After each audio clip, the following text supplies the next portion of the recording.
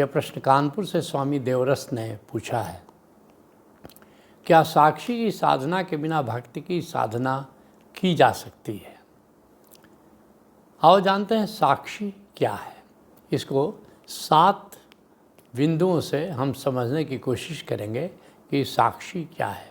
पहला बिंदु है कि आत्मस्मरण के साथ, एक एक शब्द बहुमूल्य है, ध्यान से सुनना। आत्मस्मरण के साथ बहिर्जगत प्लस अंतर जगत के प्रति जागना है। बहिर्जगत क्या है? ये चारों तरफ फैला जो संसार है हमारा, ये जितने दृश्य हैं या जो हमारे संबंधों का जाल है, ये बहिर्जगत में है और सारी घटनाएं बहिर्जगत में होती रहती है। और अंतर जगत क्या है? हमारे विचार, हमारे भाव, जो बहिर्जगत को देख करके, बहिर्जगत से इंटरेक्ट करके जो हमारे भीतर विचार और भाव उठते, वो अंतर जगत है। तो अब आत्मस्मरण के साथ, अर्थात तुमने आत्मा को जाना, मैं आत्मा हूँ, ये तादात्म्य बनाया, और आत्मा से तादात्म्य बनाते हुए जो बहिर्जगत और अंतर जगत के प्रति जागते हो, तो ये साक्षी है। इसको समझने का दूसरा तरीका क्या है कि हमारे भीतर दृश्य है, दृश्य को देख के कंप उठता है, और सारी चेतना हमारी कंपित नहीं होती, कुछ हमारी चेतना अकंपित रहती है। तो अकंप का ख्याल रखते हुए कंप और दृश्य के प्रति जागो। फिर से बता दें, तुमने बाहर दृश्य को देखा, उसको देख करके भीतर चेतना में कुछ विचार उठे, कुछ भाव उठे, जिसको तुम कह सकते हो कंप। जैसे सागर है तो लहर उठती है क्योंकि हवाएं चलती हैं, ये हवाएं बहिर्जगत की तरह समझ लो, और सागर में लहर उठी वो कंप की तरह समझो। लेकिन सारा सागर नहीं कँप रहा है, सारे सागर में लहरें नहीं उठ रही हैं, सतह पर उठ रही हैं। सागर का निचला हिस्सा अकंपित है। तो कोई सागर अपने अकंप को देख रहा है, लहरों को देख रहा है, और जो हवाएं चल रही हैं जो लहरों को उठा रही हैं उसको भी देख रहा है। तो ये साक्षी है। तीसरा बिंदु कह सकते हो कि समग्र जागरूकता साक्षी। इसलिए अंग्रेजी में साक्षी को टोटल अवेयरनेस भी कहते हैं। समग्र जागरूकता, समग्र जागरूकता का क्या मतलब हुआ? कुछ बचा नहीं तुम्हारी जागरूकता से, बाहर नहीं बचा, अर्थात बहिर्जगत के प्रति भी जागे, अंतर जगत के प्रति भी जागे, और अंतर आकाश के प्रति भी जागे। तो ये टोटल अवेयरनेस हुआ। अगर ये समग्र जागरूकता घटित हो रही है तो तुम समझ सकते हो कि ये साक्षी है। चौथा बिंदु है सदा साक्षी होना ही स्थित प्रज्ञ। इसको कृष्ण क्या गीता में करें? स्थित प्रज्ञ हो जाओ अर्जुन। तो स्थित प्रज्ञता क्या है कि हमेशा साक्षी रहो। साक्षी रहोगे तो होगा क्या? तुम कंपोगे बहुत ही कम, ना मात्र, क्योंकि जब कंप के प्रति जागोगे तो धीरे धीरे कंप विदा होने लगता है। इसलिए ये सदा साक्षी, इस कसौटी को अपना लेना, जिसके लिए अष्टावक्र कहते हैं तात योगी वही जो सदा साक्षी है। योगी किसको कहेंगे? ऐसा नहीं जो फल का त्याग कर दे या अग्नि का त्याग कर दे या अन्न का त्याग कर दे, नहीं, बिल्कुल जो सदा साक्षी रहता है वही योगी है। जो पांचवा बिंदु है अपने आकार एवं निराकार के प्रति जागना साक्षी है। निराकार क्या है? हमारी आत्मा है। आकार क्या है? जो बाहर की जगत जो है उसमें जो भी देख रहे हो वो सब आकार है, और उसको देख करके अंतर जगत में जो विचार है, भाव है, वो भी आकार का हिस्सा है। तो आकार और निराकार दोनों के प्रति जागना साक्षी है। इसी तरह छठे बिंदु पर आत्मस्मरण के साथ इस पल में जीना साक्षी है। इस पल में जीना साक्षी है, जिसको ओशो कहते हैं लिव मोमेंट टू मोमेंट। और इसी बात को ओशो ने दूसरे ढंग से भी कहा है, जिसको हम 7वें बिंदु की तरह चर्चा कर सकते हैं कि अभी और यहीं में जीना साक्षी है। Live now and here. Here का क्या मतलब हुआ? अपने आत्मस्मरण में जीना, ये हियर है। और नाउ क्या है? ये चारों तरफ जो बहिराकाश है, ये जो परमात्मा है, इसका ख्याल में जीना नाउ है।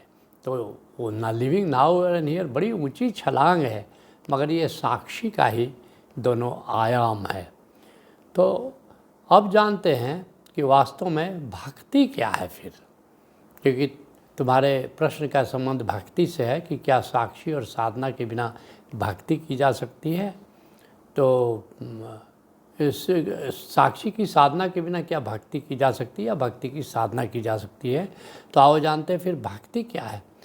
परमात्मा अथवा इष्ट के प्रेम में जीना भक्ति है।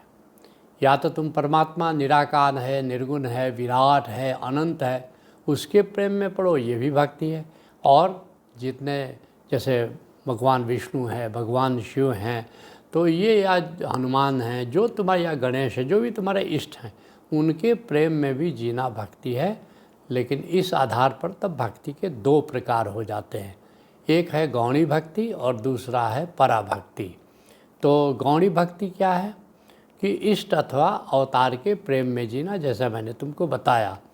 और पराभक्ति क्या है कि निर्गुण निराकार परमात्मा, ये जो चैतन्य आकाश है, उसके प्रेम में जीना, ये पराभक्ति है। निराकार परमात्मा के प्रेम में जीना पराभक्ति, ऐसा कह सकते हो। इसलिए ओशो कहते हैं कि जिसने आकाश की चैतन्यता को जाना, उसने ही परमात्मा को जाना। और इसी बात को हमने अपनी एक गज़ल में लिखा भी है। मेरे मुर्शिद ने कहा सिद्धार्थ सुन, आसमां खुद है खुदा हम क्या करें, दिया के नीचे अंधेरा क्या करें, या खुदा तू ही बता हम क्या करें। अब तुम्हारे मुख्य प्रश्न पर आते हैं कि साक्षी और पराभक्ति का क्या संबंध है। एक बात याद रखो, ये जो पराभक्ति है अर्थात निराकार निर्गुण परमात्मा के प्रेम में जीना, इसका आधार सुमिरन है, डिवाइन रिमेम्बरेंस है। और ओशो कहते हैं कि सुमिरन 4 प्रकार से किया जाता है। क्या क्या प्रकार है? पहला प्रकार बता रहे हैं, कंठ से सुमिरन। तुम राम पुकारते हो, गोविंद को राम गोविंद बोल करके उसकी याद कर रहे हो। जैसे गुरु रामदास जी करें, खोजते बड़भागी राम राम बोल, वो राम को बोल करके पुकार रहे हैं, याद कर रहे हैं और उसकी खोज कर रहे हैं। तो पहला प्रकार है सुमिरन का, कंठ से सुमिरन, बोल करके सुमिरन। दूसरा प्रकार है मन से सुमिरन, अर्थात कि जैसे नशेड़ी है, एक गंजेड़ी है, उसका मन लगा रहता है गांजे में, एक भंगेड़ी का भांग में लगा रहता है, एक संगीतकार है, वो संगीत में उसका मन लगा हुआ है, एक चित्रकार है, वो चित्र में उसका मन लगा हुआ है। ठीक ऐसे ही अगर तुम्हारा मन के तल पर अगर तुम परमात्मा की याद कर रहे हो तो मन से स्मरण है। जैसे कबीर साहब कह रहे हैं, शब्द निरंतर ते मन लागा, मलिन वासना त्यागी, आ उठत बैठत कबहू न टूटे, ऐसी ताड़ी लागी, साधो सहज समाधि भली। ये दूसरा प्रकार है। तीसरा प्रकार है हृदय से सुमिरन। अब तुम परमात्मा के प्रेम में पड़ रहे हो, प्रेम से उसको याद करें, कुछ हृदय तंत्री में झनकार हो रही है, भाव के तल पर, विरह के तल पर, प्रेम के तल पर परमात्मा को याद कर रहे हो, तो इसको कहते हैं हृदय से सुमिरन। और फिर ये चौथा तल, ये ओशो की मौलिक देन है, ये ओशो की मौलिक खोज है, उसको कहेंगे साक्षी सुमिरन या सिनर्जिक रिमेम्बरेंस। वो क्या है? आत्मस्मरण के साथ परमात्मा की याद करना, आत्मस्मरण के साथ परमात्मा के याद में जीना, परमात्मा के जिक्र फिक्र में जीना, जैसा सूफी कहते हैं, लेकिन आत्मस्मरण के साथ। तो ये जो पराभक्ति है, ये साक्षी को साधे बिना साक्षी सुमिरन संभव नहीं है। ये जो सिनर्जिक रिमेम्बरेंस है या साक्षी सुमिरन, जिसकी बात ओशो कह रहे हैं, बाकी सुमिरन तुम कंठ से करना है, तुम साक्षी के बिना भी कर सकते हो, तुम मन से सुमिरन करना है, साक्षी के बिना भी कर सकते हो, हृदय से सुमिरन करना है, परमात्मा के विरह में पड़ना है, तुम साक्षी के बिना भी कर सकते हो। लेकिन साक्षी सुमिरन करना है तो साक्षी को साधे बिना साक्षी सुमिरन संभव नहीं है।